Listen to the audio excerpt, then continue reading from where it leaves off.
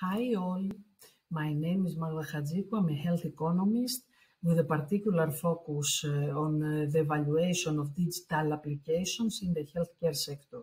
So, if you are also interested in digital health technologies or in the integration of pharmaceuticals with digital application, I would like to invite you to attend the Global Real-World Evidence and Market Access Summit to be performed in Frankfurt on October 15th and 16th.